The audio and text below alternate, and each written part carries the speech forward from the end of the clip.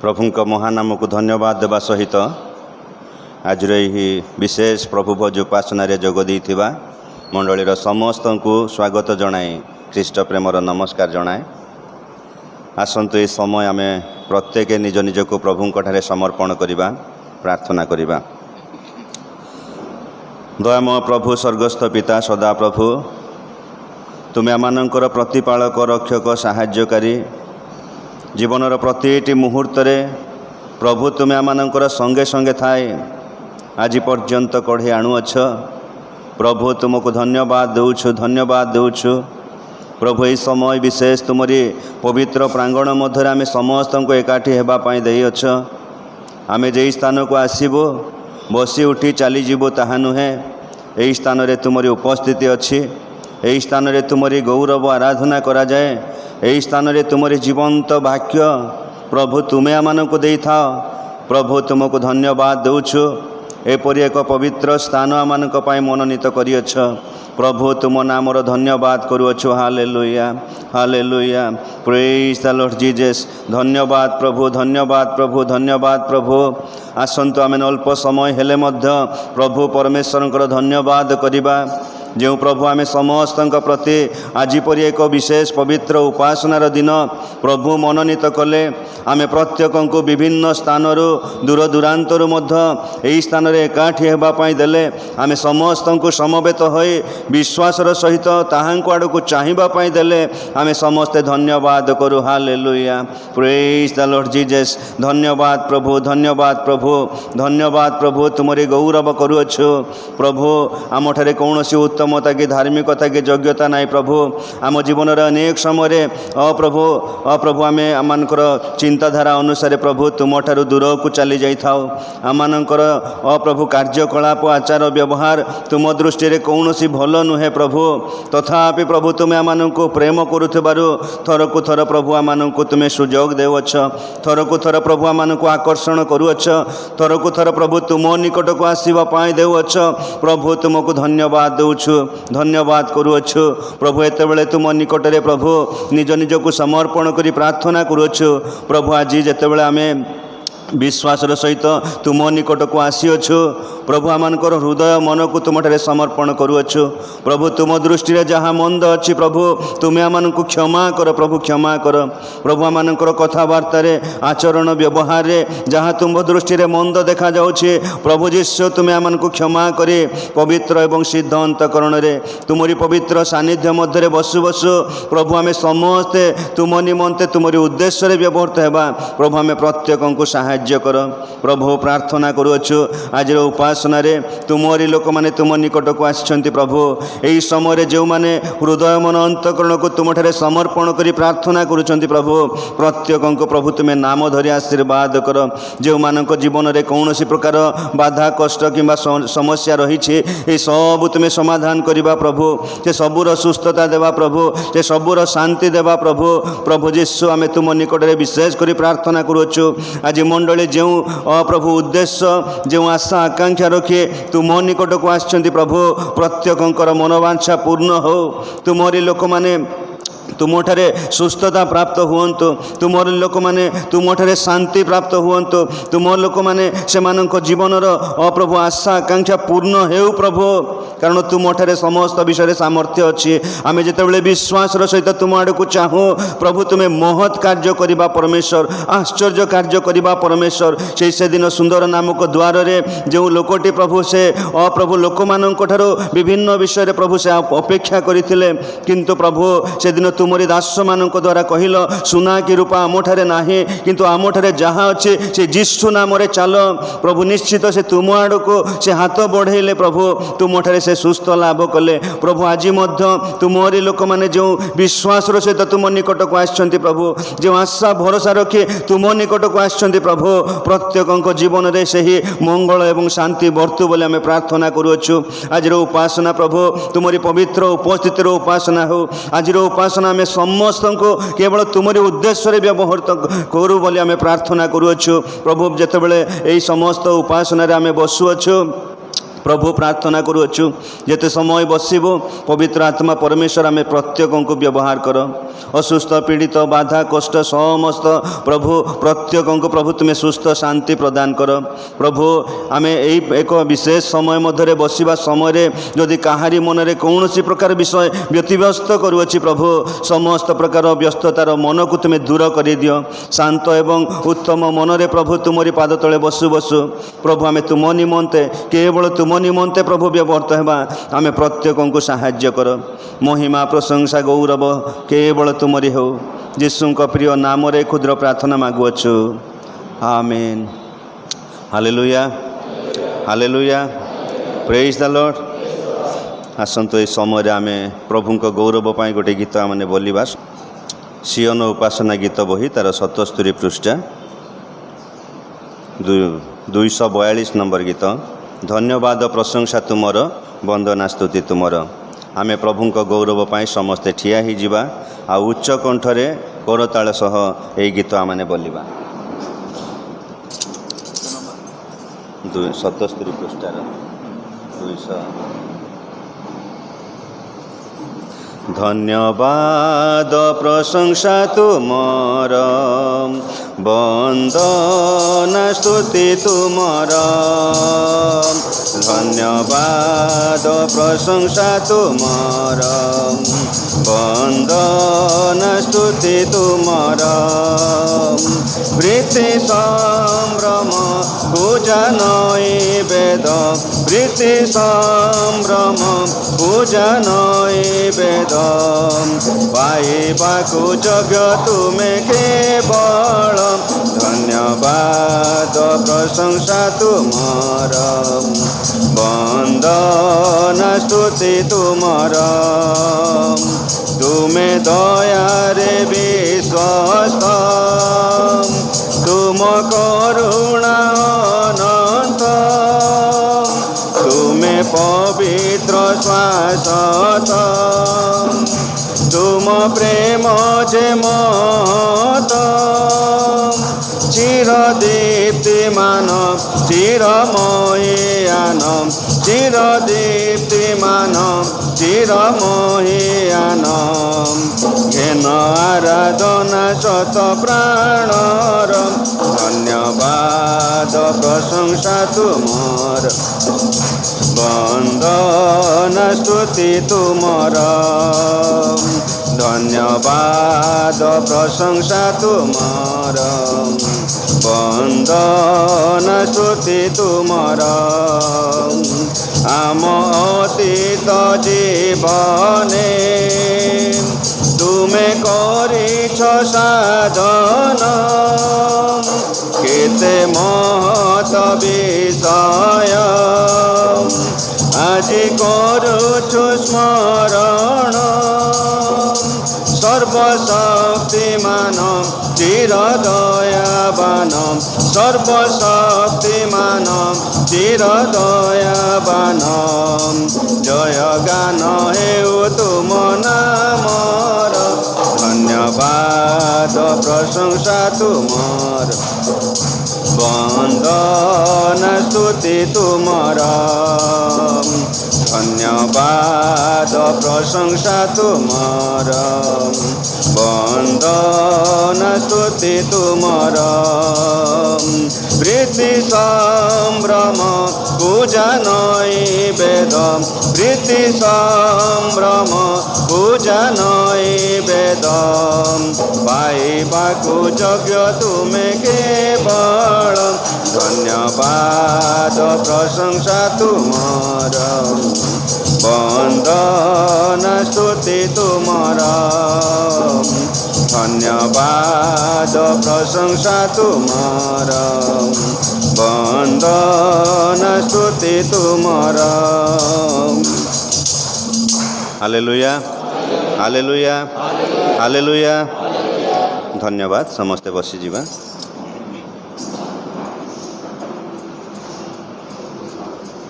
এই সময়ে আজির ধ্যান নিমন্তে আমি প্রভুঙ্ক বাক্যরু পাঠ করিবা।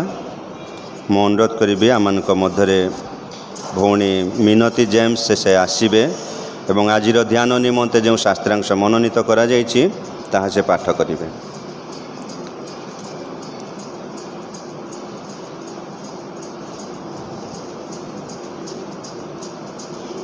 ଧର୍ମଶାସ୍ତ୍ରରୁ ଯେଉଁ ଅଂଶ ମନୋନୀତ କରାଯାଇଛି ତା ଆପଣମାନେ ପାଇବେ। ଯୋହନ 20 ପର୍ବ 1 ପଦ ଆଉ 2 ପଦ, ପୁଣି ସେଇ ଯୋହନ 20 ପର୍ବର 9 ପଦ 10 ପଦ 15 ପଦ 15 ପଦରୁ 18 ପଦ ଯାକେ।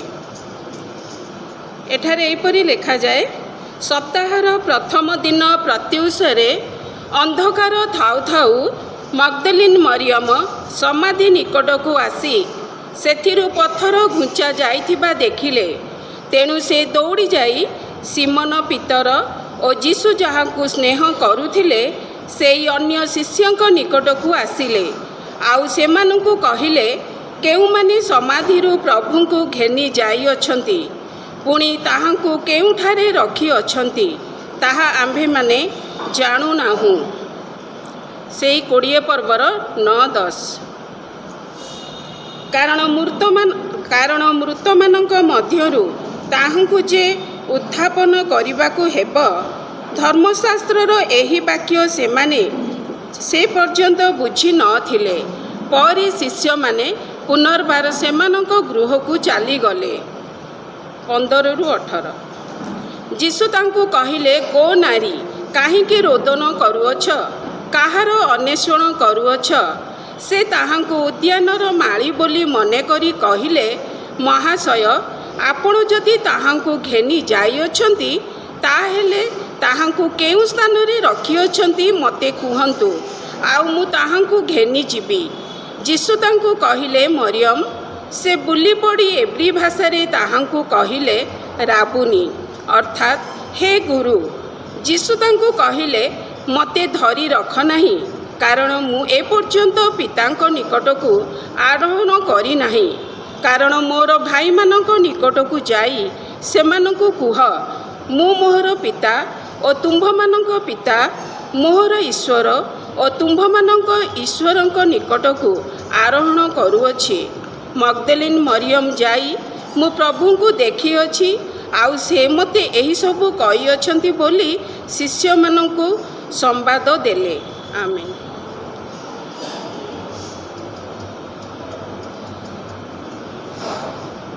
ଧନ୍ୟବାଦ। ପ୍ରଭୁ ଗୌରବାନ୍ୱିତ ହୁଅନ୍ତୁ। ଏହି ସମୟରେ ଆଉ ଗୋଟେ ଗୀତ ଆମେ ଶୁଣିବାକୁ ଯିବା। ଆଜିର ଉପାସନା ବିଶେଷ କରି ଆମମାନଙ୍କ ମଧ୍ୟରେ ପେନ୍ସନ୍ ଲାଇନ୍ ଖ୍ରୀଷ୍ଟିଆନ ସମାଜ ଉପସ୍ଥିତ ଥିବାରୁ ସେମାନଙ୍କର ପ୍ରତ୍ୟେକଙ୍କ ନିକଟରେ ମଧ୍ୟ କୃତଜ୍ଞତା ଏବଂ ଭକ୍ତିପୂର୍ଣ୍ଣ ନମସ୍କାର ଜଣାଏ। ଏହି ସମୟରେ ମୁଁ ବିଶେଷ ଅନୁରୋଧ କରେ, ପେନ୍ସନ୍ ଲାଇନ୍ ଖ୍ରୀଷ୍ଟିଆନ ସମାଜର ମା' ମାନେ ସେମାନେ ସମ୍ମୁଖକୁ ଆସିବେ, ଆଉ ସେମାନେ ଗୋଟେ ଗୀତ ଆଉ ଉପସ୍ଥାପନ କରିବେ। ସେମାନେ ଗୀତ ଗାଉଥିବା ସମୟରେ ଆମେ ଆଣିଥିବା ନୈବେଦ୍ୟ ସଂଗ୍ରହ କରିବା। ମୁଁ ଅନୁରୋଧ କରିବି ଆମମାନଙ୍କର ଡିକନ୍ ସେ ନୈବେଦ୍ୟ ସଂଗ୍ରହ କରିବେ। ତାପରେ ଆମେ ବିଜ୍ଞାପନ ମଧ୍ୟକୁ ଯିବା, ତାପରେ ପ୍ରାର୍ଥନା କରିବା।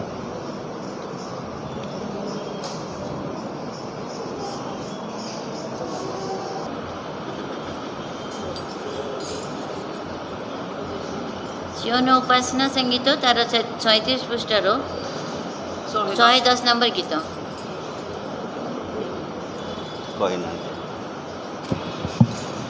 केते पृष्ठ?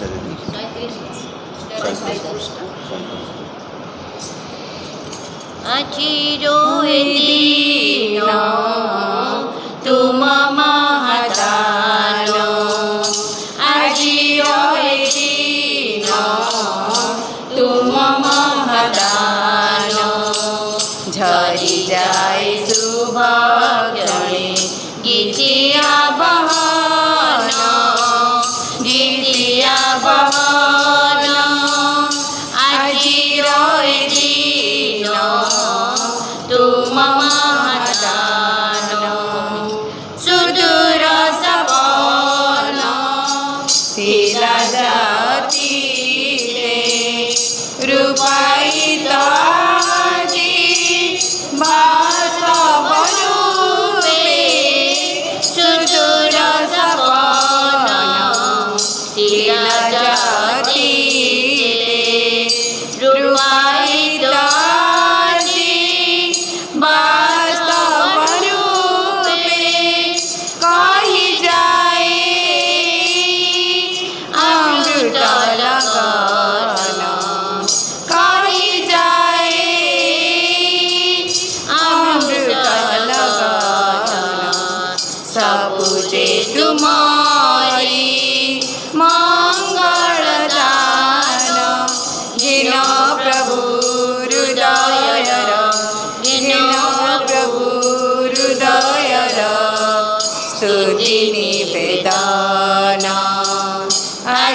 ରହେ ଦିନ ତୁମ ମହାଦାନ ଆନନ୍ଦ ଲୋତକ ଝରିଆ ସେ ଧୀରେ ଫୁଟେ ନାହିଁ ଭାଷା ନୀରବ ଓଠରେ ଆନନ୍ଦ ଲୋତକ ଝରିଆ ସେ ଧୀରେ ଫୁଟେ ନାହିଁ ଭାଷା ନୀରବ ଓଠରେ ତୁମ ମହାପ୍ରେମ ଜୀବନେ ସୁମରି ତୁମ ମହାପ୍ରେମ ଜୀବନେ ସୁମରି ଧନ୍ୟବାଦ ସୁର ତୋଳିବା କିପରି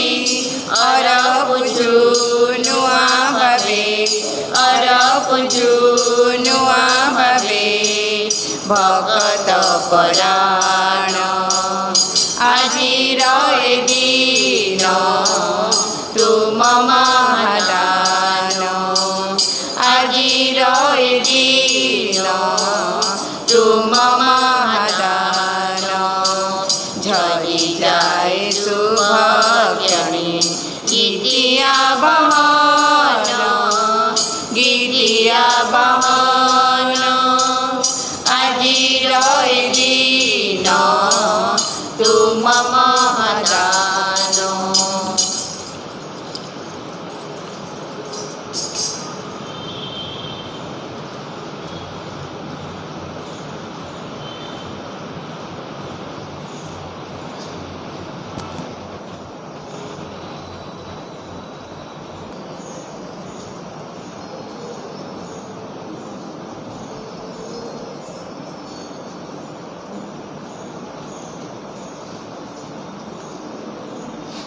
ଏ ସମୟରେ ଆମର ସହ ସମ୍ପାଦକ ଆସିବେ ଯଦି କିଛି ବିଜ୍ଞାପନ ଅଛି ତାହା ସେ ପ୍ରକାଶ କରିବେ ତାପରେ ଆମେ ପ୍ରାର୍ଥନା ମଧ୍ୟକୁ ଯିବା।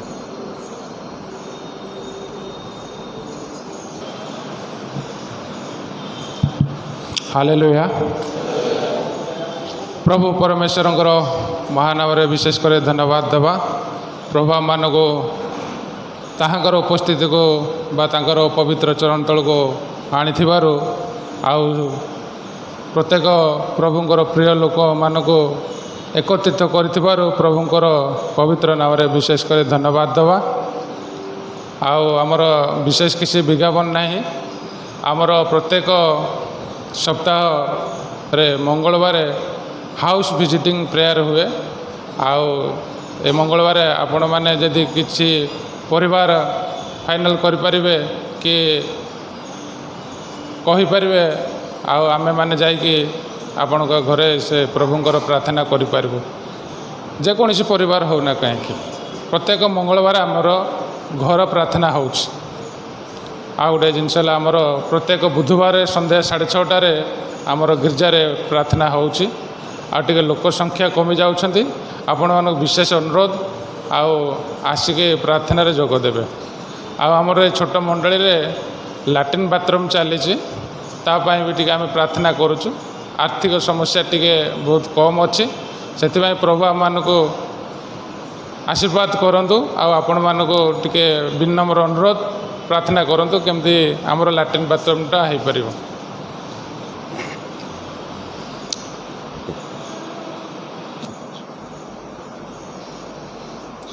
ଏ ସମୟରେ ଆମେ ବିଶେଷ ପ୍ରାର୍ଥନା ମଧ୍ୟକୁ ଯିବା।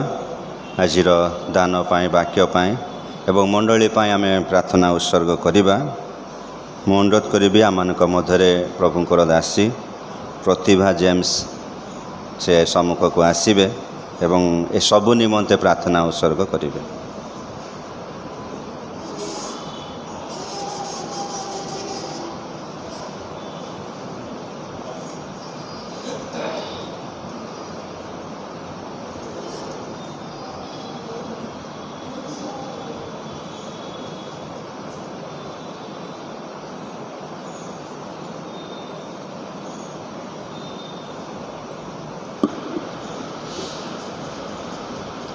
ଆସନ୍ତୁ ପ୍ରାର୍ଥନା କରିବା। ଅତ୍ୟନ୍ତ ଦୟାଳୁ ମଙ୍ଗଳମୟ ସ୍ୱର୍ଗସ୍ଥ ପିତା, ତୁମର ଦୟା, ତୁମର ଅନୁଗ୍ରହ, ତୁମର ସେଇ ପବିତ୍ର ଯୋଜନା ଦ୍ୱାରା ଆମମାନେ ପେନ୍ସନ୍ ଲାଇନ୍ରୁ କେତେକ ଭାଇ ଭଉଣୀ ପୁଅ ମାନେ ତୁମରି ଚରଣ ତଳକୁ ଏଇ ବିଶ୍ୱାସୀମାନଙ୍କ ସହିତ ଆଜିର ଏଇ ପବିତ୍ର ଦିନରେ ତୁମରି ଉଦ୍ଦେଶ୍ୟରେ, ତୁମର ଉପସ୍ଥିତିରେ, ତୁମରି ନାମରେ ଆରାଧନା ଉପାସନା କରିବାକୁ ଆସିପାରିଛୁ। ସେଥିପାଇଁ କୃତଜ୍ଞ ହୃଦୟରେ ତୁମକୁ ଧନ୍ୟବାଦ ଧନ୍ୟବାଦ ଧନ୍ୟବାଦ ଦେଉଛୁ। ତୁମର ପିଲାମାନଙ୍କ ପାଇଁ ତୁମେ ଏଇ ଦିନଟିକୁ ପୃଥକ କରିଛ, ପବିତ୍ର କରିଛ, ଆଉ ବିଶ୍ରାମ ବାରକୁ ପୂର୍ଣ୍ଣ ରୂପେ ପ୍ରତିପାଳନ କରିବା ପାଇଁ କହିଛ। ପ୍ରଭୁ, ଆମମାନଙ୍କୁ ତୁମେ ଅନୁଗ୍ରହ କରିଥିବା ହେତୁ ଆମମାନେ କରିପାରିଛୁ ବୋଲି ପୁଣି ଧନ୍ୟବାଦ ଦେଉଛୁ। ଏତେବେଳେ ପ୍ରଭୁ ଆଜିର ଯେଉଁ ଦାନ ସଂଗୃହୀତ ହେଇଛି ସେଇ ଦାନ ଉପରେ ତୁମର ଅନୁଗ୍ରହ ଦିଅ, ତୁମର ଆଶୀର୍ବାଦ ଦିଅ। କାରଣ ଆମେ ଜାଣୁ ଆମେ ଏପରି ପରମେଶ୍ୱରଙ୍କୁ ପାଇଛୁ ଯେ 5ଟି ରୋଟି 2ଟି ମାଛ ଭଜାକୁ 5000ରୁ ଅଧିକ ଲୋକଙ୍କୁ ଖୁଆଇ ପରିତୃପ୍ତ କରିଥିଲେ। ଏହି ସାମାନ୍ୟ ଦାନ ଦ୍ୱାରା ଯେପରି ମଣ୍ଡଳୀର ପ୍ରତ୍ୟେକଟି ବିଷୟର ଅଭାବ ମୋଚନ ହୋଇପାରିବ। ପ୍ରଭୁ, ତୁମର ଆଶୀର୍ବାଦ ଦିଅ। ମୁଁ ଏକାକୀ ନୁହେଁ, ଆମେ ଯେତେ ଜଣ ଏହି ସ୍ଥାନରେ ଆଜି ଉପସ୍ଥିତ ଅଛୁ, ଆମେ ପ୍ରତ୍ୟେକ ଏକ ମନରେ ପ୍ରଭୁ ତୁମ ନିକଟରେ ପ୍ରାର୍ଥନା କରୁଛୁ।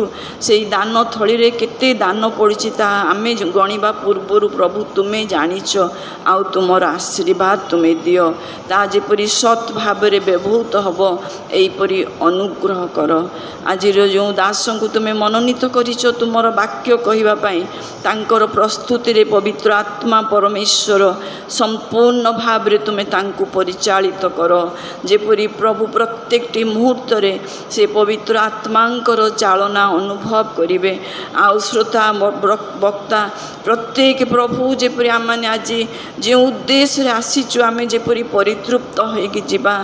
ଜଗତର ଖାଦ୍ୟ ପ୍ରଭୁ ଆମମାନଙ୍କୁ ତୁମେ ଯଥେଷ୍ଟ ଦେଇଛ, କିନ୍ତୁ ଆମ ପାଇଁ ଏହି ଦୁର୍ଦିନରେ ଆତ୍ମିକ ଆହାରର ଆବଶ୍ୟକତା ରହିଛି। ପ୍ରଭୁ ତୁମେ ଦୟା କରି କରୁଣା କର। ପ୍ରଭୁ, ଆମମାନେ ପ୍ରାର୍ଥନା କରୁଛୁ, ଯେଉଁ ଅନୁରୋଧ କରାଗଲା ବୁଧବାର ପ୍ରାର୍ଥନା ସଭା ହେଉଛି, ଲୋକ ସଂଖ୍ୟା ବହୁତ କମ୍, ପ୍ରାର୍ଥନାକୁ ଆସୁନାହାନ୍ତି। ସମସ୍ତଙ୍କୁ ଉଦ୍ଯୋଗୀ କରାଅ ପ୍ରଭୁ, କାରଣ ଆମେ ଦୁର୍ଦିନ ମଧ୍ୟରେ ଅଛୁ। ଦ୍ୱାର ରୁଦ୍ଧ ହୋଇଯିବା ପୂର୍ବରୁ ଯେପରି ତୁମର ମନ୍ଦିରକୁ ଆସି ନିଜ ପାଇଁ ପୁଣି ପରସ୍ପର ପାଇଁ ଯେପରି ଆମେ ପ୍ରାର୍ଥନା କରିବାରେ ମାତ୍ର ଗୋଟିଏ ଘଣ୍ଟା ସମୟ ଯେପରି ପ୍ରତ୍ୟେକ ପ୍ରଭୁ ଯତ୍ନଶୀଳ ହେବେ ତୁମେ ସାହାଯ୍ୟ କର। ପୁଣି ଏହି ମଣ୍ଡଳୀର ଯେଉଁ ପ୍ରଭୁ ବାଥରୁମ୍ ଗୃହଟି, ତାଙ୍କ ଲାଟ୍ରିନ୍ ବାଥରୁମ୍ ଗୃହଟି ତିଆରି ହେଉଛି, ସେଥିପାଇଁ ଯେଉଁ ଅର୍ଥର ଆବଶ୍ୟକ ରହିଛି ପ୍ରଭୁ ନିଶ୍ଚୟ ତୁମେ ଯୋଗାଇବାର ପରମେଶ୍ୱର ତୁମେ ଯୋଗାଇବ। ସୁନ୍ଦର ଗିର୍ଜାଘର ଦେଇଛ, ଆଉ ତା ମଧ୍ୟ ତୁମେ ସାଧନ କରିବ ବୋଲି ବିଶ୍ୱାସ କରି ତୁମକୁ ଧନ୍ୟବାଦ ଦେଇ ପ୍ରିୟ ପ୍ରଭୁ ଯୀଶୁଙ୍କ ନାମରେ ମାଗିଲି, ଆମେନ୍।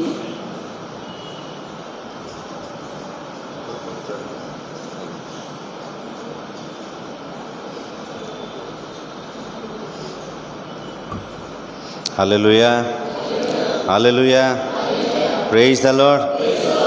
ପ୍ରଭୁଙ୍କର ମହତ୍ ନାମର ଗୌରବ ହେଉ। ଆମେ ପ୍ରଭୁଙ୍କର ଉପାସନାରେ ବସୁ ବସୁ ଆରାଧନା ପ୍ରଶଂସା ଗୌରବ କରିପାରିଛୁ। ଆଉ ବର୍ତ୍ତମାନ ସମୟ ଈଶ୍ୱରଙ୍କର ବାକ୍ୟ ଶୁଣିବାର ସମୟ। ତ ଆମେ ନିଶ୍ଚିତ ନିଜ ନିଜକୁ ଯେତେ ପ୍ରସ୍ତୁତ କରିବା ଈଶ୍ୱରଙ୍କର ବାକ୍ୟକୁ ହୃଦୟ ମଧ୍ୟରେ ଆମେ ସଞ୍ଚୟ କରିବାକୁ ପାରିବା। ତେଣୁ ନିଶ୍ଚିତ ଆମେ ପ୍ରାର୍ଥନା କରୁ ପ୍ରତ୍ୟେକଙ୍କର ହୃଦୟକୁ ପ୍ରଭୁ ସୁସ୍ଥିର କରନ୍ତୁ, ବାକ୍ୟ ପ୍ରତି ଧ୍ୟାନ ଦେବା ପାଇଁ ପ୍ରଭୁ ସାହାଯ୍ୟ କରନ୍ତୁ। ତ ଆଜିର ବାକ୍ୟ ନିମନ୍ତେ ଆମମାନଙ୍କ ମଧ୍ୟରେ ପ୍ରଭୁଙ୍କର ଦାସ ଶ୍ରୀଯୁକ୍ତ ରାଜକିଶୋର ଜେମ୍ସ ଆମମାନଙ୍କ ମଧ୍ୟରେ ଉପସ୍ଥିତ ଥିବାରୁ ତାଙ୍କ ନିକଟରେ ମୋ ତରଫରୁ ଏବଂ ମଣ୍ଡଳୀ ତରଫରୁ କୃତଜ୍ଞତା ଏବଂ ଭକ୍ତିପୂର୍ଣ୍ଣ ନମସ୍କାର ଜଣାଏ। ତାଙ୍କ ସହିତ ପେନ୍ସନ୍ ଲାଇନ୍ ସମାଜର ସମସ୍ତ ମା ଭଉଣୀମାନେ ଭାଇମାନେ ମଧ୍ୟ ଉପସ୍ଥିତ ଥିବାରୁ ସେମାନଙ୍କ ନିକଟରେ ମଧ୍ୟ ଆଉ ଥରେ କୃତଜ୍ଞତା ଏବଂ ନମସ୍କାର ଜଣାଏ। ସେମାନଙ୍କର ଉପସ୍ଥିତି ଆମେ ପ୍ରତ୍ୟେକଙ୍କୁ ଉତ୍ସାହିତ କରିପାରିଛି। ତେଣୁ ଆମେ ଏହିପରି ପରସ୍ପରକୁ ଉତ୍ସାହିତ କରି ପ୍ରଭୁରେ ଆମେ ବୃଦ୍ଧି ପ୍ରାପ୍ତ ହେଉ। ପ୍ରଭୁ ସେହି ପେନ୍ସନ୍ ଲାଇନ୍ ସମାଜକୁ ମଧ୍ୟ ଆହୁରି ବହୁଳ ରୂପେ ଆଶୀର୍ବାଦ କରନ୍ତୁ। ଏହି ସମୟରେ ପ୍ରଭୁ ଯୀଶୁ ଖ୍ରୀଷ୍ଟଙ୍କ ନାମରେ ପ୍ରଭୁଙ୍କର ଦାସଙ୍କୁ ମୁଁ ଆହ୍ୱାନ କରେ, ପ୍ରଭୁଙ୍କର ଦାସ ଆସିବେ ଏବଂ ଆଜିର ମନୋନୀତ ବାକ୍ୟ ମଣ୍ଡଳୀ ସମ୍ମୁଖରେ ପ୍ରକାଶ କରିବେ।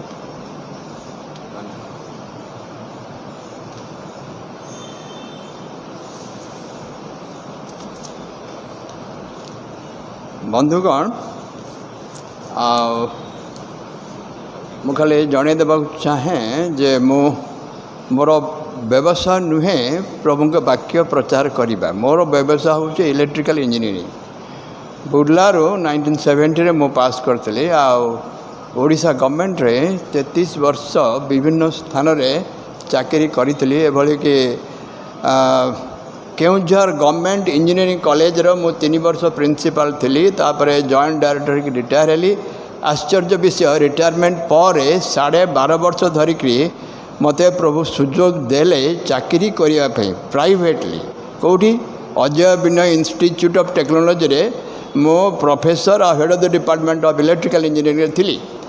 तापर आहरी 2.5 वर्ष सीटी काम कली। एमती है मु प्राय 47 वर्ष चाकरी करी। अन्य मैंने 30 वर्ष करते कि प्रभु मत 47 वर्ष चाकरी करने को देले। आ बर्तमान मु रिटायरमेंट पर प्रभुंकर कार्य लगी।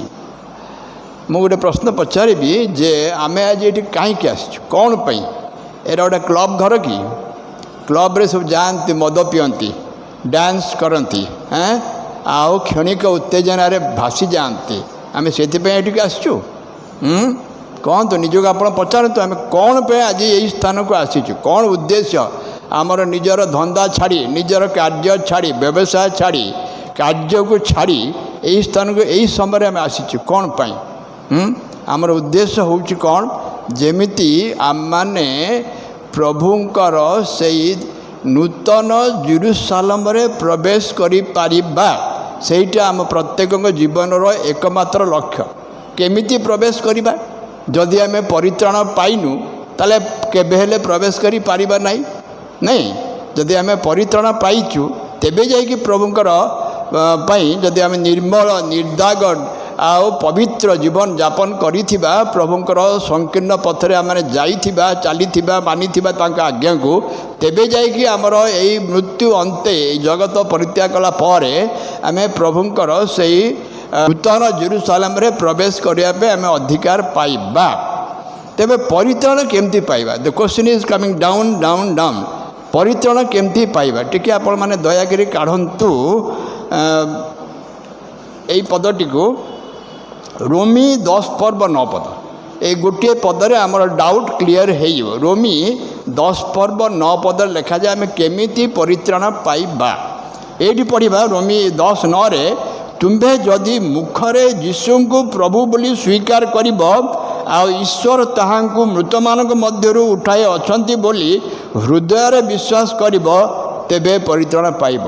कौन हवा दरकार आम मुखरे प्रभु को ख्रीष्ट यीशु को आमर निजर व्यक्तिगत प्रभु बोली स्वीकार करवा नंबर 1 पॉइंट। सेकेंड पॉइंट कौन हो आम विश्वास करवा कौटी आम हृदय रे विश्वास करवा जे पिता परमेश्वर प्रभु यीशु ख्रीष्ट को मृत्युरु उठाई शैतान आम मन रे सन्देह आने नाई प्रभु निश्चय पितांकर पूर्व परिकल्पना अनुसार समग्र मानव जातिर पापर प्रायश्चित कार्य साधन करबा पाई एते जंत्रणा सही अपमान सही कष्ट मध्य दारुण जंत्रणा भितर से निजर प्राण को बलि देइथिले सेतिक कौन शेष होगला नाई। आम जानिबा दरकार जे केही जगत रे नाई जे कि मृत्यु पर पुनरुत्थान करिछि आ प्रभु यीशु जे पुनरुत्थान करिसंती तृतीय दिवस रे सेही विषय रे आमे विश्वास करबा दरकार। केमती विश्वास करबा जदि आमे जदि असल घटना न जानू सत्य घटना आमे जानिबा दरकार।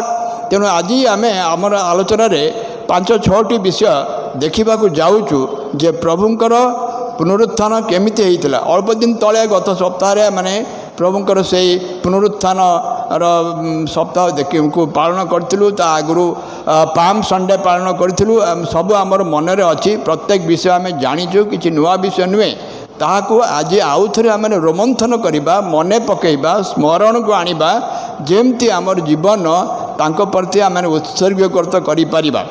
आम देखुचु माने ମଗ୍ଦଲିନୀ ମରିୟମ ହେଉଛନ୍ତି ପ୍ରଥମ ବ୍ୟକ୍ତି ଯାହାଙ୍କୁ ପ୍ରଭୁ ଯୀଶୁ ସେଇ ମୃତ୍ୟୁର ତୃତୀୟ ଦିବସରେ ସେମାନେ ତାଙ୍କୁ ପ୍ରଥମ ସେ ଦର୍ଶନ ଦେଲେ। ଆମେ ଜାଣୁ ଯେତେବେଳେ ଯୀଶୁଙ୍କର ମୃତ୍ୟୁ ହୋଇସାରିଲା ତାପରେ ତାଙ୍କର 2 ଜଣ ଗୁପ୍ତ ଶିଷ୍ୟ ଥିଲେ ହାରାମାଥିଆର ଜୋସେଫ, ସେ ଜଣେ ଧନୀ ବ୍ୟକ୍ତି। ତାଙ୍କର ସେଇ ପାଖରେ ଗୋଟେ କବର ଥିଲା, ନିଜ ପାଇଁ ସେ କବର ଖୋଳିକି ରଖିଥିଲେ। ସେ ଯାଇକି ପିଲାତଙ୍କୁ ପରମିସନ୍ ମାଗିଲେ, ଆଜ୍ଞା ପରମିସନ୍ ଦିଅନ୍ତୁ, ଯୀଶୁ ମରିଗଲେଣି, ତାଙ୍କର ଶରୀରକୁ ନେଇକି ଆମେ କବର ଦେବୁ। ଏବଂ ତାଙ୍କ ସହିତ ହାତ ମିଶାଇଲେ କିଏ, ଯେଉଁ ତାଙ୍କର ଆଉ ଜଣେ ଗୁପ୍ତ ଶିଷ୍ୟ ନିକୋଦିମ, ଯିଏକି ରାତି ଅଧରେ ଆସିଥିଲେ ଯୀଶୁଙ୍କ ପାଖରୁ ଜାଣିବା ପାଇଁ କେମିତି ମଣିଷ ପୁନର୍ଜନ୍ମ ପାଇବ। এই 2 ଜଣ ବ୍ୟକ୍ତି ଆମେ ଜାଣୁଛୁ ସେଇ 50 ସେର ଗନ୍ଧରସ ଅଗୁରୁ ନେଇକରି ଆସିଲେ ଇଏ ନିକୋଦିମ। ଏବଂ ଏଇ ଯେଉଁ ବ୍ୟକ୍ତି ହାରାମାଥିଆ ଜୋସେଫ, ସେ ତାଙ୍କର ଜିହୁଦୀ ନିୟମ ଅନୁସାରେ ସବୁ ବଡ଼ ବଡ଼ ରୋଲ୍, କନାର ରୋଲ୍ ନେଇକି ଆସିଲେ, ଯେଉଁଥିରେ କି ତାଙ୍କର ମୃତ ଶରୀରକୁ ଓହ୍ଲେଇଲେ କବର ଇଏରୁ କୃଷରୁ, ଆଉ ତାଙ୍କୁ ଏଇ ତୈଳରେ ସିକ୍ତ କରି ସୁଗନ୍ଧି ଅଗୁରୁରେ ସିକ୍ତ କରିକି ଲୁଗାରେ ଗୁଡ଼େଇକି ତାଙ୍କ ନିଜର କବରରେ ପ୍ରଭୁଙ୍କୁ ରଖିଲେ। ଆଉ କ'ଣ କଲେ, ସେଠି ନିୟମ ଥିଲା କବରର ଗେଟ୍ ନଥିଲା, ନାଇଁ କି ଆମ ଯେମିତି କବାଟ ସେମିତି ନଥିଲା ସେଠି ତାଙ୍କର। ଆଉ ବହୁତ ବଡ଼ ଗୋଟାଏ ପଥରକୁ ଅନେକ ଜଣ ମିଶିକି ଠେଲିକି ଆଣି ସେ କବାଟ ବନ୍ଦ କରିଦେଲେ, ଯେମିତି କୌଣସି ପଶୁ ବା ଜନ୍ତୁ ତା ଭିତରେ ପ୍ରବେଶ କରିପାରିବ ନାହିଁ। ଆଉ ଜିହୁଦୀ ନେତାମାନେ ଯାଇକି ପିଲାତଙ୍କୁ କହିଲେ ଯେ ସେ ତାର ଶିଷ୍ୟମାନେ ତାକୁ ତାର ବଡ଼ିକୁ ଚୋରି କରି ନେଇଯିବେ ଏବଂ କହିବେ ଯେ ସେ ଉଠିଛନ୍ତି, ସେଥିପାଇଁ ଆପଣ ରୋମାନ ଗ୍ୟାରିସନ୍, ରୋମାନ ଲୋକମାନଙ୍କୁ ପଦାତିକ ସୈନ୍ୟମାନଙ୍କୁ ସୈନ୍ୟବାହିନୀକୁ ଜଗେଇକି ରଖନ୍ତୁ। ସେଇ ତାର ଉପରେ ମୁଦ୍ରାଙ୍କ ଦିଆଗଲା, ରୋମାନ ସିଲ୍ ମରାଗଲା, ଆଉ ଲୋକମାନେ ସେଇ ସୈନ୍ୟବାହିନୀ ଜଗି ରହିଲେ। ଆମେ ଜାଣୁଛୁ କ'ଣ ହେଲା, ସେଇ ଯେଉଁ 3 ଦିନ ପର୍ଯ୍ୟନ୍ତ ପ୍ରଭୁଙ୍କର ଶରୀର ସେଇଠି ଥିଲା, କିନ୍ତୁ ତାଙ୍କର ଆତ୍ମା ଯାଇଥିଲା ପାତାଳକୁ।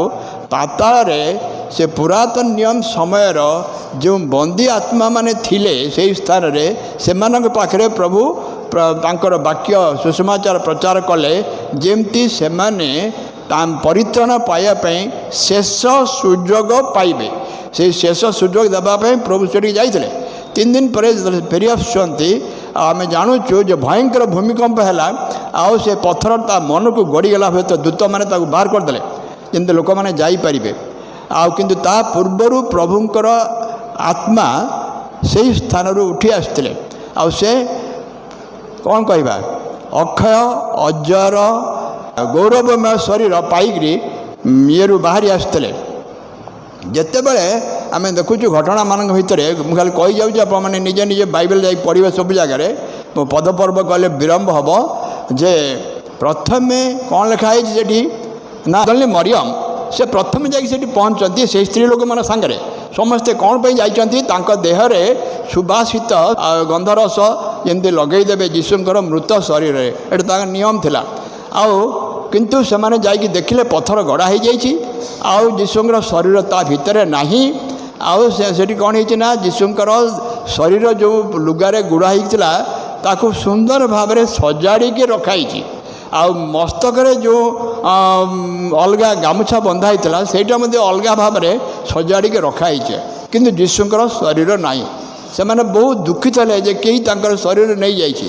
ତାପରେ କ'ଣ କଲେ ସେ ସ୍ତ୍ରୀ ଲୋକମାନେ, ସେମାନେ ଦୌଡ଼ିକି ଗଲେ ପିତର ଆଉ ଯୋହନ, ଏଇ 2 ଯୋହନ ଯିଏକି ଯୀଶୁଙ୍କର ଅତି ପ୍ରିୟ ଶିଷ୍ୟ ଥିଲେ, ଏଇ 2 ଜଣଙ୍କୁ ଖବର ଦେଲେ ଯେ ଯୀଶୁଙ୍କର ଶରୀର ନାହିଁ, କେହି ଚୋରି କରି ନେଇଯାଇଛି। ଯଦିଓ ଯୀଶୁ ବାରମ୍ବାର ଆଗରୁ ସେମାନଙ୍କୁ ଜଣେଇଥିଲେ, ସୂଚନା ଦେଇଥିଲେ ଯେ ମୃତ୍ୟୁର ତୃତୀୟ ଦିବସରେ ସେ ପୁନରୁତ୍ଥାନ କରିବେ, ସେମାନେ ବୁଝିପାରିନଥିଲେ।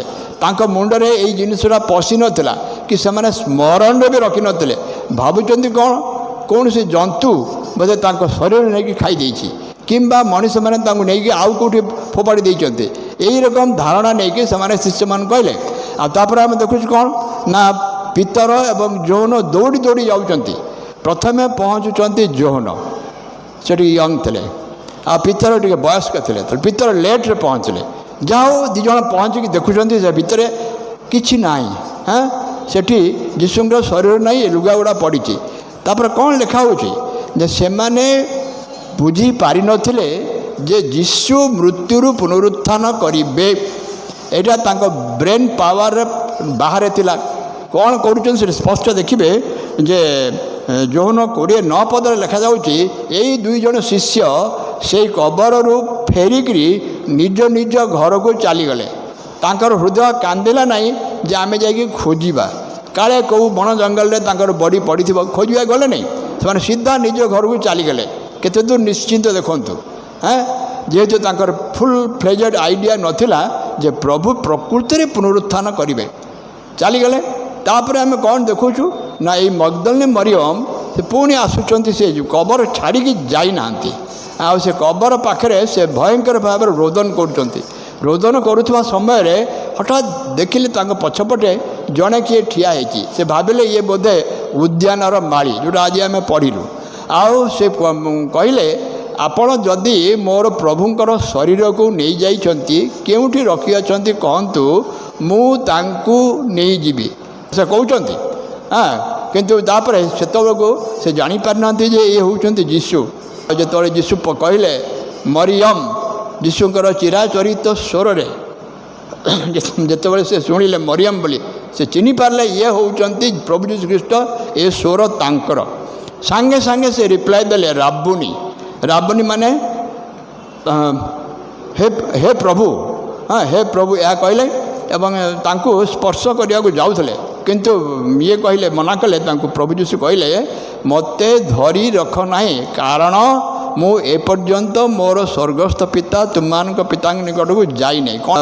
ଆହୁରି ଅନ୍ୟାନ୍ୟ ଘଟଣା ଆମେ ଦେଖୁଛୁ। ସେଇଦିନ ସନ୍ଧ୍ୟାରେ କ'ଣ ହେଇଛି, ଜିହୁଦୀମାନଙ୍କ ବିଶ୍ରାମବାର ହେଉଛି ଶନିବାର। ଆଉ ଆମର କ୍ୟାଲେଣ୍ଡର ଦେଖିବେ, ଆମର କ୍ୟାଲେଣ୍ଡର ପ୍ରଥମ ସପ୍ତାହର ପ୍ରଥମ ଦିବସ ହେଉଛି କେଉଁଟା, ରବିବାର, ସୋମବାର ନୁହେଁ। ଆମର ଅଫିସ୍ ସୋମବାର ଦିନ ଆରମ୍ଭ ହେଉଛି, କିନ୍ତୁ କ୍ୟାଲେଣ୍ଡରରେ ଦେଖିବେ ଯେ ସପ୍ତାହର ପ୍ରଥମ ଦିନଟା ହେଉଛି କ'ଣ, ରବିବାର।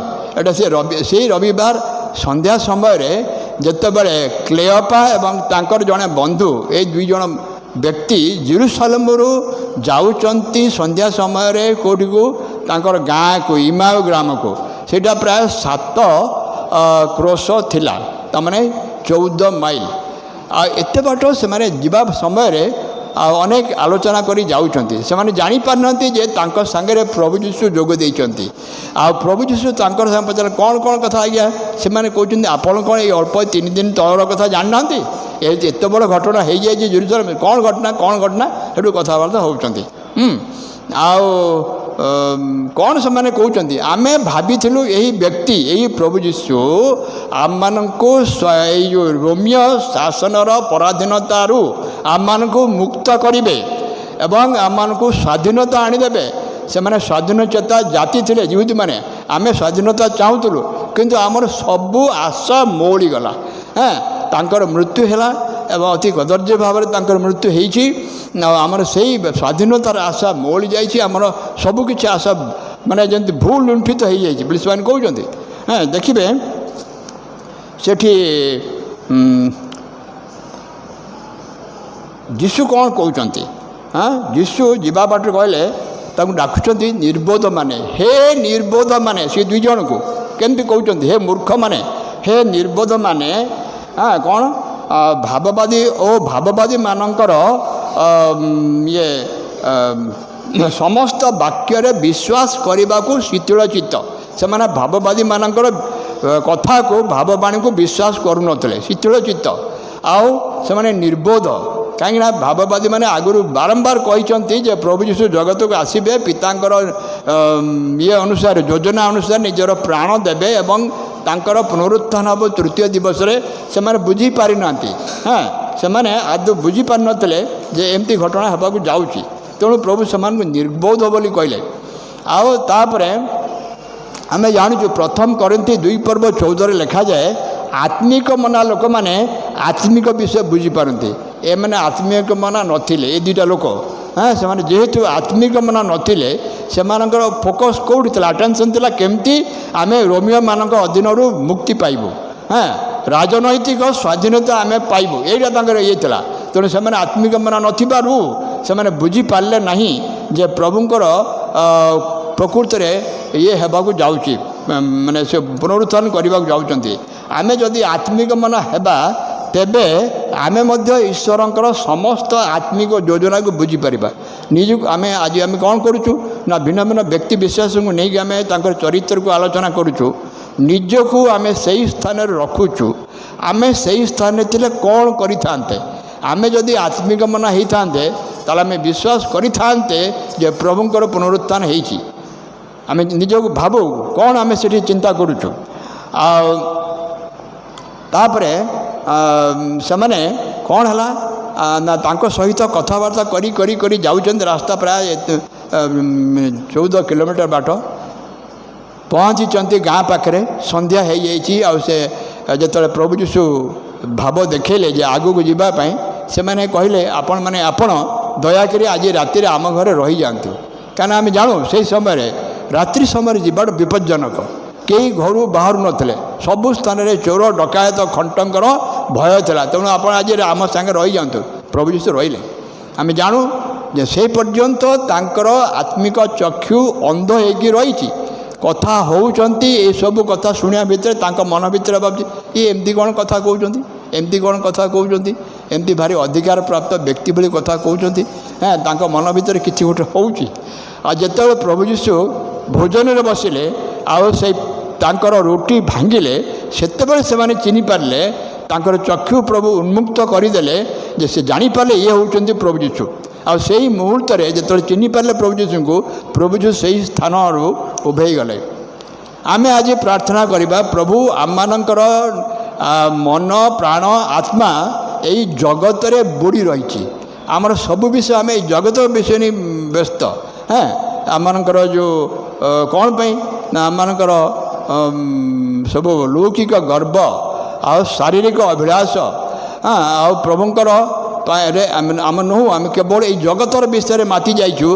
तेणु आमर आत्मिक चक्षु एमती अंध हो प्रभुंकर उपस्थिति को आम बुझीपारुनु। प्रभु आमठू कौन चाहूँ जहाँ जानीपारनु, केवल शैतान पछरे आम चलुचु। आम जानू मु पर कहि केमती आमर घरे पिला माने युवा माने युवती माने बुढ़ा बुढ़ी माने समस्ते अभी कौन सांसारिक विषय व्यस्त। केमिति आम भल खाइबु, भल पाठ पढ़ू, भल चाकरी करूँ, ट्यूशन जीवु, भल भाव मार्क रखू, भल चाकरी करी माने सम्मानास्पद चाकरी करी पेट पोषिबु। एटा आमर वर्तमान लक्ष्य। आम प्रभु को प्रथम स्थान दे पारिनु। प्रभु आमको क्षमा करंतु। आम क्षमा मागिबा जे प्रभु तुम्हें आमको तुमरी पथरे कड़ाई नियो, ए जागतिक लालसारू आमको उद्धार कर। लिखा जाए तुम माने दुई मुनिवर दास हो पारिबनी। जदि आम जगतर धन पछरे जीवा प्रभुंकर दास हो पारिबानी। यदि प्रभुंकर दास होबा जगतर धन पछरे आम जाई पारिबानी। दुई जन मुनिबों आम साटिस्फाए करि पारिबु नाही। प्रभु आमको सही भली मन दियंतु। तापर कौन है जो प्रभु से स्थान उभे गले देखु से मन में केते दूर उन्मादना आसी। आश्चर्य कथा से 14 किलोमीटर बाट से माने दौड़ी जाइछन्ति। कौटू से ये निज ग्राम रु से क्लेपा और बंधु इमाउ ग्राम फेरीगले जेरुसालेम को। जेरुसालेम जो पहुँची कौन है शत्रु मान भय एक ये मरी जाइए। इस्कारियोत जुदास आत्महत्या करके मरी जाइए। 11 जन शिष्य अच्छा गोटे घरे, से घर झरका कबाट सबू बंद। काले आसिक आमको नहीं मारदेवे जीशु भाया। हाँ से मैंने आबद्ध घर भितर अच्छा। से आबद्ध घर भितर जिते बड़े यही 2 जन बंधु जाकि साक्ष्य दौरान जे आज आम प्रभु जीशु को आखिरे स्वचक्षुरे देखिलु। से एमती आम आखि आगे रोटी भांगिले जो यहाँ कहते आ समय प्रभु जीशु से स्थान आसुँच। केड़े बड़े आश्चर्य कथा। जदि कबाट बंद होती आम आमर यही शरीर नहीं भितर पशिपारू कि केवे पशिपारू नहीं। किंतु प्रभु से भाई गौरवमय शरीर पाइले, अक्षय अमर शरीर पाइले, जद्वारा से बंद घर भीतर को पशिले एवं कहले तुम मानकर शांति हो। हाँ पदपर्व दरकार नहीं, आम कही जाऊँ खाली शुणु आ शांति हो। आ से देख कौन लिखाई देखो केड़े बड़ कथा लिखाई। से मैंने भावुंट यहीटा प्रभु जीशुंकर भूत। प्रभु जीशु जो सतरे आसछन्ति से जमा विश्वास करूना। जदिओ से आगुरी बारंबार रिमाइंडर दिया है प्रभु द्वारा जे ପ୍ରଭୁ ପୁନରୁତ୍ଥାନ କରିବେ, ଆସିବେ 3 ଦିନ ପରେ, କିନ୍ତୁ ସେମାନେ ବିଶ୍ୱାସ କରିପାରୁନାହାନ୍ତି ଯେ ପ୍ରଭୁ ଯୀଶୁ ତାଙ୍କ ଆଗରେ ଠିଆ ହେଇଛନ୍ତି। ସେମାନେ ମନେ ମନେ ଭାବୁଛନ୍ତି ଏ ଭୂତ ଦେଖୁଛନ୍ତି। ଆଉ ପ୍ରଭୁ ଯୀଶୁ ସେମାନଙ୍କର ମନର କଠିନତା ଦେଖିକରି ଭୟଙ୍କର ଭାବରେ ଅନୁଭବ କରୁଛନ୍ତି। କ'ଣ କହୁଛନ୍ତି? ଦେଖ ମୋର ହାତ ଆଉ ପାଦକୁ ଦେଖ, ହାତରେ ଯେଉଁ କଣା ହେଇଛି, ଆମ ପାଦରେ ଯେଉଁ କଣା ହେଇଛି ଦେଖ, ଭୂତରେ ଏମିତି ଥାଏ। ଆଉ ମୋର ଯେମିତି ମାଂସ ଅଛି ଆଉ ଅସ୍ଥି ଅଛି, ଭୂତରେ ଏମିତି ଥାଏ କି? ସେମାନେ ବୁଝିଲେ ଇଏ ଭୂତ ନୁହନ୍ତି। ଆହୁରି ତାଙ୍କର ମନ ମାନିଲା ନାହିଁ ଶିଷ୍ୟମାନଙ୍କର। ପ୍ରଭୁ ଯୀଶୁ କ'ଣ କହିଲେ? କିଛି ତୁମ ପାଖରେ ଖାଇବାର ଅଛି କି? ଗୋଟେ ଭଜା ମାଛ ସେମାନେ ଦେଲେ। ସେ ପ୍ରମାଣ କରିବାକୁ ଚାହିଁଲେ ଯେ ସେ ଭୂତ ନୁହନ୍ତି, ଶରୀର ସହିତ ସେ ଆସିଛନ୍ତି ସେମାନଙ୍କୁ ଦେଖା ଦେବା ପାଇଁ, ଶାନ୍ତି ସାନ୍ତ୍ୱନା ଦେବା ପାଇଁ ଆସିଛନ୍ତି। ସେଇ ଭଜା ମାଛ ଖାଇଲେ ଏବଂ ତାପରେ ଯାଇକି ସେମାନଙ୍କର ବିଶ୍ୱାସ ହେଲା ଯେ ହଁ ଇଏ ପ୍ରଭୁ ଯୀଶୁ ଖ୍ରୀଷ୍ଟ ଅଟନ୍ତି। ଦୁଃଖର କଥା, ସେତେବେଳେ କ'ଣ 11 ଜଣ ଭିତରୁ ଜଣେ ନଥିଲେ। କିଏ ସେ? ଥୋମା। ଆମେ ଜାଣିଛୁ ଥୋମା ଯାହାଙ୍କୁ ଦିଦୁମ ନାଁ ଦିଅନ୍ତି। ପରେ ଯେତେବେଳେ ଥୋମା ଆସିଲେ ଆଉ ଏଇ ଶିଷ୍ୟମାନେ କହିଲେ ଆମେ ଆଜି ଯୀଶୁଙ୍କୁ ଦେଖିଲୁ, ସେ ପୁନରୁତ୍ଥିତ ହେଇକି ଆସିଛନ୍ତି, ଆମକୁ ଦେଖାଦେଲେ। ସେ କହିଲେ ମୁଁ କେବେ ବିଶ୍ୱାସ କରିବି ନାହିଁ ଯେ ପର୍ଯ୍ୟନ୍ତ ତାଙ୍କର ସେଇ ଆଘାତ ପ୍ରାପ୍ତ ପାପୁଲିରେ ଆଉ ଗୋଡ଼ରେ ମୁଁ ହାତ ନ ଦେଇଛି। ଆଉ ତାଙ୍କର ବର୍ଚ୍ଛା ଘାତ ହେଇଥିଲା। ରୋମାନ ସେନାପତି କ'ଣ କରିଥିଲେ ନା ଗୋଟେ ବର୍ଚ୍ଛା ଆଣିକି ମାରିଥିଲେ ତାଙ୍କର ଇଏରେ ଛାତିରେ, ଯେମିତି ସେଇଠୁ ଜଳ ଏବଂ ରକ୍ତ ନିର୍ଗତ ହେଇଥିଲା, ପ୍ରମାଣ ହେଲା ଯେ ସେ ମରିଯାଇଛନ୍ତି। ଆଉ ସେଇ ବକ୍ଷର ଆଘାତ ସ୍ଥାନରେ ମୁଁ ହାତ ନ ଦେବା ପର୍ଯ୍ୟନ୍ତ କେବେ ହେଲେ ବିଶ୍ୱାସ କରିବି ନାହିଁ। ଏହାର 7 ଦିନ ପରେ ପରବର୍ତ୍ତୀ ରବିବାର ଦିନ ଯେତେବେଳେ ସନ୍ଧ୍ୟାବେଳକୁ ଶିଷ୍ୟମାନେ ଅଛନ୍ତି, ସେଇଦିନ ଥୋମା ସେଠି ଅଛନ୍ତି। ଆଉ ଥୋମା ଥାଇକରି ପ୍ରଭୁ ଦର୍ଶନ ଦେଉଛନ୍ତି ଏବଂ ଥୋମାଙ୍କୁ ଯାଇକି ଦେଖାଉଛନ୍ତି ନିଜର ହାତ ପାଦ ଏବଂ ନିଜର ସେଇ ଛାତି ଦେଖାଉଛନ୍ତି। ଦେଖ, ହାତ ଦେଇକି ମୋତେ ସ୍ପର୍ଶ କରିକି ସିଓର ହୁଅ, ନିର୍ଦ୍ଦିଷ୍ଟ ଭାବରେ ଜାଣ ଏଇଟା ମୁଁ ଯୀଶୁ ନା ଭୂତ। ତାକୁ ଚ୍ୟାଲେଞ୍ଜ କରୁଛନ୍ତି। ସେଠୁ କ'ଣ ଲେଖା ହେଇଛି ଆମେ ସବୁ ଜାଣିଛୁ କେମିତି ସେ ବହୁତ ଲଜ୍ଜିତ ହେଲେ ଥୋମା। ଆଉ କହିଲେ ମୋର ପ୍ରଭୁ, ମୋର ଈଶ୍ୱର। ପ୍ରଭୁ ଯୀଶୁ ତାଙ୍କୁ କ'ଣ କହିଲେ? ତୁମେ ମୋତେ ଦେଖିକିରି ବିଶ୍ୱାସ କଲ, ଯେଉଁମାନେ ମୋତେ ନ ଦେଖିକିରି ବିଶ୍ୱାସ କରନ୍ତି ସେମାନେ ଧନ୍ୟ। ଆଜି ଆମେ ଥୋମାଙ୍କ ଜାଗାରେ ନିଜକୁ ରଖୁ। ଆମେ ଯୀଶୁଙ୍କୁ ଦେଖିଛୁ? ମୁଁ ଦେଖିନାହିଁ। ଆପଣମାନେ ଦେଖିଛନ୍ତି କି? ନାହିଁ, ମୁଁ ଜାଣିନାହିଁ। ହୁଏତ ସ୍ୱପ୍ନରେ ଦେଖିଥାଇ ପାରନ୍ତି। ଆମେ କେହି ପ୍ରଭୁ ଯୀଶୁଙ୍କୁ ଦେଖିନୁ। ତାଙ୍କର ସେଇ ଆଘାତପ୍ରାପ୍ତ ବର୍ଚ୍ଛା ଆଘାତପ୍ରାପ୍ତ ଛାତିରେ, ବକ୍ଷାଘାତରେ, ହାତରେ, ପାପରେ କେଉଁଠି ଆମେ ହାତ ଦେଇନୁ, ଦେଖିନୁ। କିନ୍ତୁ ଆମେ ବିଶ୍ୱାସ କରିଛୁ ଆଉ ପ୍ରଚାରକମାନଙ୍କର କଥା ଶୁଣିକି ଆଉ ପାଷ୍ଟରମାନଙ୍କ କଥା ଶୁଣିକି ଆମେ ବିଶ୍ୱାସ କରିଛୁ ପ୍ରଭୁଙ୍କୁ। ତେଣୁ ଆମେ ଧନ୍ୟ। ମୁଁ କହିବି 52 ମସିହାରେ ଏଇ ଥୋମା ଭାରତବର୍ଷକୁ ଆସିଥିଲେ। ତାଙ୍କର 12 ଜଣ ଶିଷ୍ୟ ମଧ୍ୟରୁ ଏଇ ଜଣେ ମାତ୍ର ଆସିଥିଲେ। ଆପଣମାନେ ସମସ୍ତେ ଜାଣିଛନ୍ତି କେରଳରେ ଆଉ ଯେଉଁ ସାଉଥ୍ ଇଣ୍ଡିଆରେ ଏପଟେ ପୂର୍ବ ଉପକୂଳ ସେପଟେ ପଶ୍ଚିମ ଉପକୂଳ 2 ଜାଗାରେ ସେ ଏଠି 10 ବର୍ଷ ସେଠି 10 ବର୍ଷ 20 ବର୍ଷ କାର୍ଯ୍ୟ କରିଥିଲେ। ପ୍ରଭୁଙ୍କର ବାକ୍ୟ ପ୍ରଚାର କରିଥିଲେ। ଅନେକ ଗୁଡ଼ିଏ ଗିର୍ଜାଘର ସ୍ଥାପନ କରିଥିଲେ। ସେହି ସମୟରେ ଯେଉଁମାନେ ପ୍ରଭୁଙ୍କୁ ବିଶ୍ୱାସ କରୁଥିଲେ ସେମାନେ ହେଉଛନ୍ତି ବ୍ରାହ୍ମୀଣ। ମୁଁ ମଧ୍ୟ ଜଣେ ବ୍ରାହ୍ମୀଣ ଖ୍ରୀଷ୍ଟିଆନ। ମୁଁ ମଧ୍ୟ ମୋର ରେକର୍ଡ଼ ଅଛି ଯେ mister James is a Brahmin Christian. ସେହି ଲୋକମାନେ ବ୍ରାହ୍ମୀଣ ଖ୍ରୀଷ୍ଟିଆନ, ସେମାନେ ପ୍ରଭୁଙ୍କୁ ଗ୍ରହଣ କରିଥିଲେ। ଆଉ ସେ କ'ଣ ହେଲା ନା ଶେଷରେ ସେ ବ୍ରାହ୍ମଣମାନେ ଦେଖିଲେ ଯେ ଆମର ଧର୍ମ ଲୋପ ପାଇଯିବ ଯଦି ଏ ଲୋକକୁ ଆମେ ଆଲାଉ କରୁ ଏଠି ପ୍ରଚାର କରିବା ପାଇଁ। ଶେଷରେ ତାଙ୍କୁ ସେ ପ୍ରାର୍ଥନା କରୁଛନ୍ତି ସେ ପାହାଡ଼ ଉପରେ, ଆଉ ତାଙ୍କୁ ବର୍ଚ୍ଛାରେ ଆଘାତ କରିକି ମାରିଦେଲେ। ତାଙ୍କର କବର ଏପର୍ଯ୍ୟନ୍ତ ସେଇ ସ୍ଥାନରେ ଅଛି, ମଇଲାପୁର। ଆପଣମାନେ ଯଦି କେବେ ଯିବେ ସାଉଥ୍ ଇଣ୍ଡିଆକୁ, ସେ ଜାଗାର ନାଁ ହେଉଛି ମଇଲାପୁର।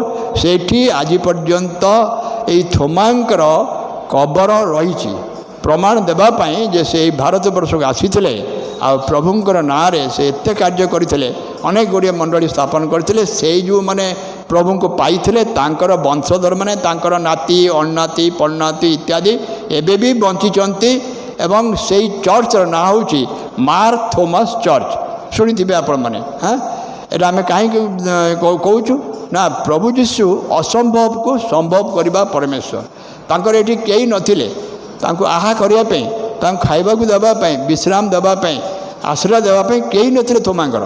କିନ୍ତୁ ପ୍ରଭୁ ତାଙ୍କୁ ଏଇଭଳି ଅଜଣା ଅଶୁଣା ଶତ୍ରୁମାନଙ୍କ ରାଜ୍ୟରେ ରଖିକିରି ତାଙ୍କର ରାଜ୍ୟ ବିସ୍ତାର କରିଥିଲେ, ଯେମିତି ଲୋକମାନେ ପରିତ୍ରାଣ ପାଇବେ।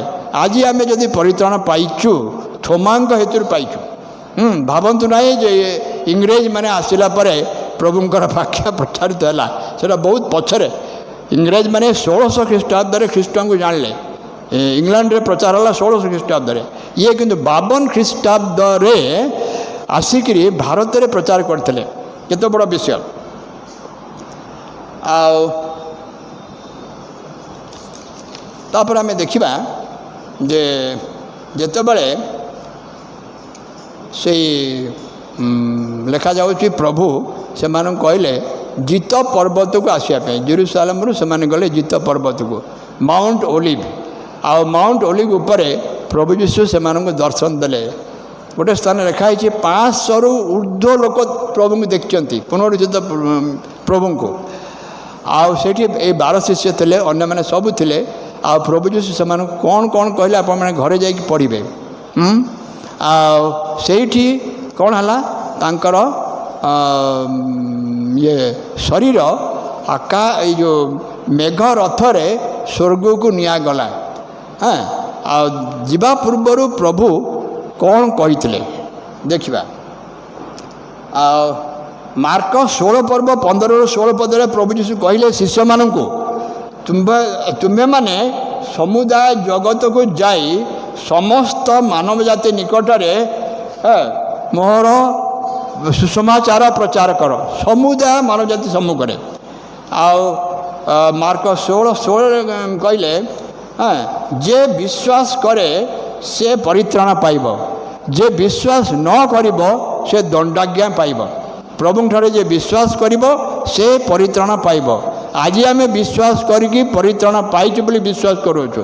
ଯେଉଁମାନେ ଆମର କଥା ଶୁଣିକିରି ପ୍ରଚାରକମାନଙ୍କ ସୁସମାଚାର ଶୁଣିକି ବିଶ୍ୱାସ କରିନାହାନ୍ତି ସେମାନଙ୍କ ପାଇଁ ଅନନ୍ତ ମୃତ୍ୟୁ ରହିଛି, ସେଇ ଦଣ୍ଡାଜ୍ଞା ରହିଛି, ଆମେ ସମସ୍ତେ ଜାଣିଛୁ।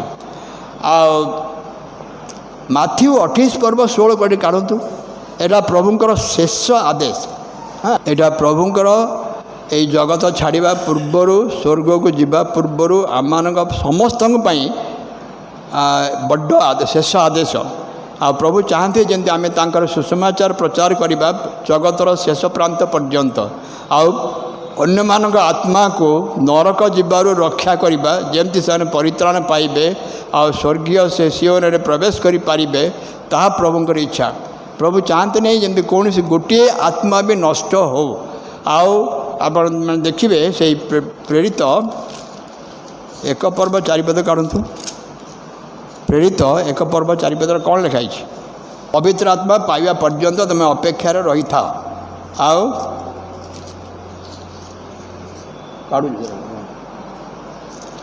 ସେହି ସମୟରେ ଯେତେବେଳେ ପ୍ରଭୁଙ୍କର ସ୍ୱର୍ଗାରୋହଣ ହେଲା, ସେମାନେ ଦେଖିଲେ 2 ଜଣ ସ୍ୱର୍ଗଦୂତଙ୍କୁ।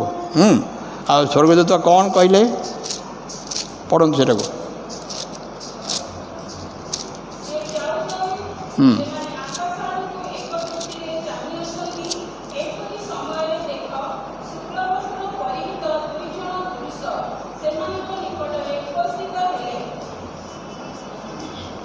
ଏବଂ କ'ଣ କହିଲେ? ତୁମମାନେ କାହିଁକି ଆକାଶକୁ ଅନେଇକି ରହିଛ? ଯେଉଁଭଳି ଖ୍ରୀଷ୍ଟ ଯୀଶୁଙ୍କୁ ଯିବାର ଦେଖିଲ ସେଇଭଳି ସେ ଆସିବେ। ପ୍ରଭୁ ପ୍ରତିଜ୍ଞା କରିଛନ୍ତି ସେ ନିଶ୍ଚୟ ଆସିବେ, ଅତି ଶୀଘ୍ର ଆସୁଛନ୍ତି।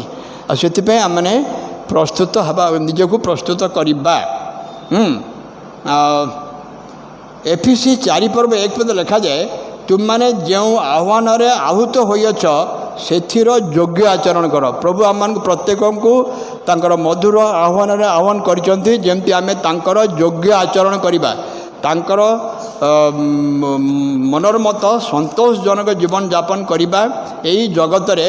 ଆଉ ଯେମିତି ଆମେ ଆମର ଆତ୍ମା ପରିତ୍ରାଣ ପ୍ରାପ୍ତ ହୋଇ ତାଙ୍କ ସହିତ ଅନନ୍ତ କାଳ ପାଇଁ ସ୍ୱର୍ଗରେ ରହିବ, ଏଇଟା ପ୍ରଭୁ ଚାହାନ୍ତି। ଆଉ ଗୀତ 119:18 ଲେଖାଯାଏ, ତୁମ୍ଭେ ମୋର ଚକ୍ଷୁ ପ୍ରସନ୍ନ କର ତ तहिरे मु तुम्भ व्यवस्थार आश्चर्य विषय मान देखा पारि आमर प्रतिदिन यही प्रार्थना हो प्रभु तुम्हें मोर चक्षु को प्रसन्न कर हाँ जमती तुम्हें से शिष्य मानकर चक्षु को प्रसन्न कलाठू से तुमको चिन्ह पारे सेमिति मो निजर चक्षु को तुम्हें प्रसन्न कर जमीती मु तुम व्यवस्थार प्रतिदिन अति सुंदर सुंदर विषय सब तुम प्रतिज्ञा सब देखिपारि चिन्ह पारि ग्रहण करि निज जीवन में तुम आज्ञा को जमी मु पालन करि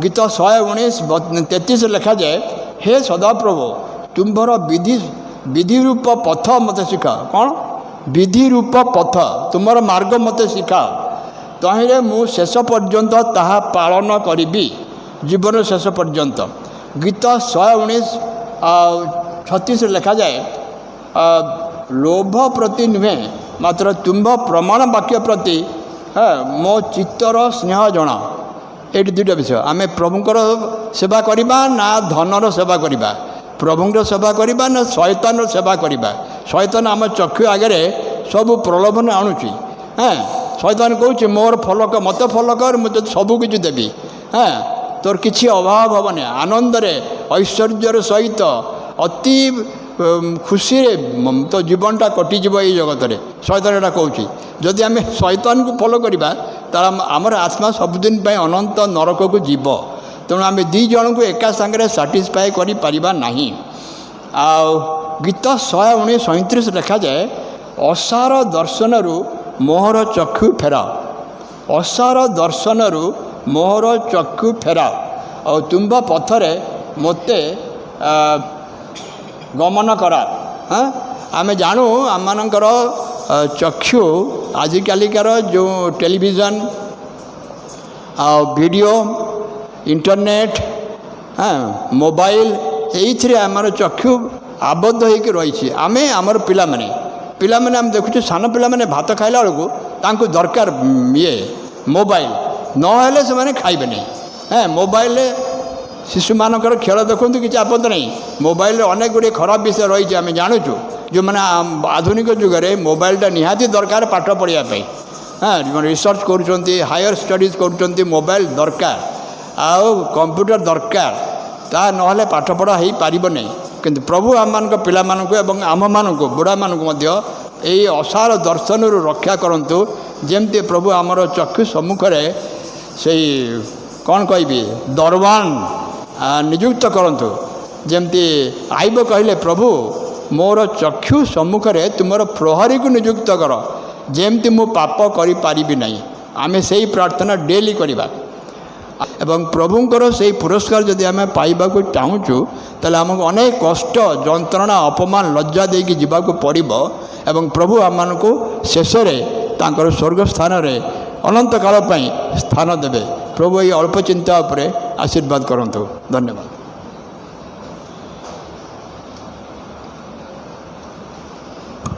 hallelujah praise the Lord praise the Lord प्रभुंकर महत् नामर गौरव हो प्रभुंकर दास सुंदर वाक्य द्वारा मानक उत्साहित करिसेंती प्रभु प्रियदास को तांकर परिवार को विशेष कर आसीथिबा पेंशन लाइन समाज को मध्य बहुल रूपे आशीर्वाद करंतु आसंतु आम प्रार्थना करिबा तापरे विशेष प्रभु उपासना मध्य को जिबा।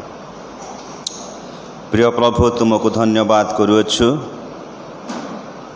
आजिर उपासना रे तुमरी जीवंत वाक्य दे आम को उत्साहित करिअछ तुम्हें जे प्रभु मृत्युंजयी प्रभु तुमरी पुनरुत्थान रो उपस्थिति द्वारा जगत को जणाईदेल तुम्हें मृत्यु रे सीमित नुह ए जगत को आसिल समस्त निमंते मृत्यु भोग कल मृत्यु उठिबा द्वारा प्रभु तुम्हें जीवित मानकर परमेश्वर बा प्रभु तुम्हें जगत को जणई देछ प्रभु तुमको धन्यवाद करुअछु प्रभु प्रार्थना करुअछु प्रति मुहूर्त रे तुमरी से पुनरुत्थान शक्ति को आम अनुभव करू करू तुमरी आगमन अपेक्षा रहिबा आम प्रत्येक को साहाय्य कर गौरव प्रशंसा महिमा तुमरी हेउ जीशु प्रिय नाम रे क्षुद्र प्रार्थना मागुअछु आमेन। एतेबेले पिता ईश्वरंकर असीम प्रेम त्राणकर्ता प्रभु जीशु ख्रीष्टंकर अनुग्रह दया पवित्र आत्मा चिरंतन शांति शक्ति ସୁମଧୁର ସହଭାଗିତା ଆମ ସମସ୍ତଙ୍କ ସଙ୍ଗେ ସଙ୍ଗେ ହେଉନ୍ତୁ। ଆମେନ୍ ଆମେନ୍ ଆମେନ୍। ବର୍ତ୍ତମାନ ଆମେ ବିଶେଷ ପ୍ରଭୁ ଭୋଜ ଉପାସନା ମଧ୍ୟକୁ ଯିବା। ମୁଁ ଅନୁରୋଧ କରିବି ଆମଙ୍କର ଡିକନ୍ ସମ୍ମୁଖକୁ ଆସିବେ।